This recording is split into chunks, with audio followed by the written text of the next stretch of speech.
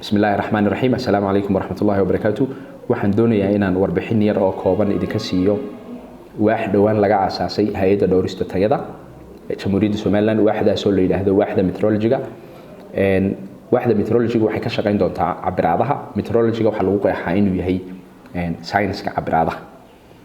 haddii aan taariikhdeeda dib ugu noqdo, cabiraaduhu waqtiga ay bilaabmeen, taariikhda waqtigii ugu horeysay ee lagu arko cabiraadaha la isticmaalay waxa ugu horeysay waqtigii faraacinta oo markii la dhisayay ahraamta ku yaala Masar oo taariikh ahaan ku beegnaanaysa 2900 BC ayaa waxa la sameeyay meterka ayay cabir uniform oo isku mid ah oo wadanka dhan si siman looga isticmaalay sameeyeen. marka waxa laga soo qaatay cabirkii ugu horeeyay sida taariikhdu sheegto dhudhunka fircoon baa laga soo qaatay. waxaana la oran jiray Royal Egypt Cubit baa la oran jiray. kaasa markii la dhisay ahraamta si ay isku qiyaas u noqdaan wixii kala waaweynaan ay isticmaaleen. waxa kale oo taariikhaha lagu sheegaa wadanka China oo kale isaguna inuu cabiraadihii ugu horeeyay wadankiisa gudaha lagu isticmaalayay uniformka ahaa uu samaystay iyo taariikhihii kale ama boqortooyooyinkii kala dambeeyay. laakiin cabiraadahan aynu maanta naqaano ee aynu imika isticmaalno waqtigii ugu horeysay ee la arko ama wadankii ay ka bilaabantay wadanka Faransiiska ahayd waxayna dhacday 1791 kaas oo lagu soo saaray cabirka dhererka. muddooyin taariikh kale oo kala dambeeyo badan baa ka dambeeyay. maanta hadaba waxaynu isticmaalnaa SI unitska sida aynu maanta u naqaano iyadana waxa la sameeyay 1960 Faransiiska waxa ku taala institute la yiraahdo International Bureau of Weights and Measurement. waa institute-ka cabiraadahan aynu maanta naqaano ay yaalaan ama reference material-ka maanta meterka inuu wadan walba meterka si isku mid looga yaqaano taasa u sababa. haddii kale oo wadan walba meterkiisa samaysan lahaa de wadan walba dherer gooniya ama cabir gooniya ka soo bixi lahaa. laakiin si wixii wax uniform u noqdaan wax kala iibsiga iyo ganacsiga adduunkuna u fududaado institute-kaas la sameeyay. wadamo badan oo adduunka kamid ah memberka ah, inta badan wadamada adduunka member xubnay ka yihiin.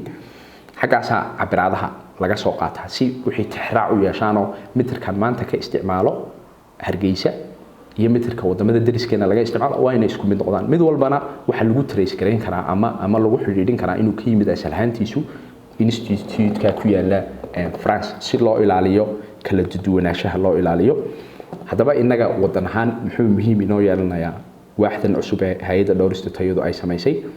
waxa ay muhiim inoo yeelanaysaa kow in ay ganacsigeena xaaraanta ka ilaaliso oo haddii aan maanta wax iibsanayo oo kiilo la igu cabirayo de qofka ganacsaduhu isaguna wuxuu jecel yahay inaan xaaraan raacin, aniguna waxaan jecel yahay inaan wax raacin. marka si uu isaguna iskaga hubiyo ma kiilo sax uu iga iibiyo anigina waxaan lacagta ka bixiyay inaan wixii saxda ah qaatay.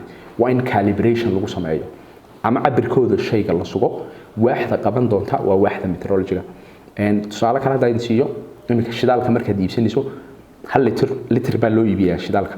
marka 1 litir markaad iibsato ma garan kartid waxa taangiga kugu dhacay 100% inuu 1 litir yahay waxaan ahayn saacada ku xidhan bamka shidaalka. waa cabirka ay ku akhrinayso baad ku kalsoon tahay. ninka ka iibinayana isaguna cabirka uu ku akhrinaya.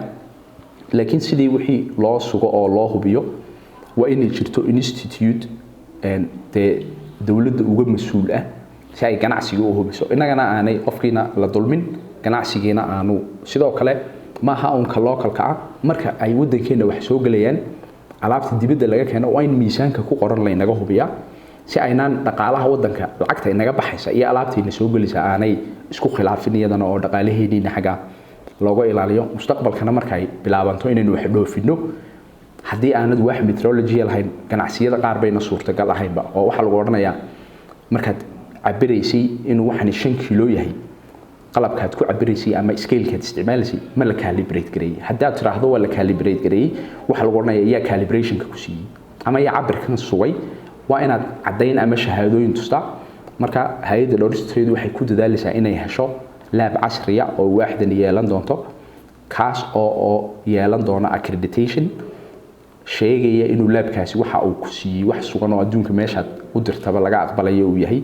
marka guud ahaan sawirka guud ee waaxdu qaban doonto intaasaan kusoo koobayaa. Asalaamu calaykum waraxmatullahi wabarakaatu.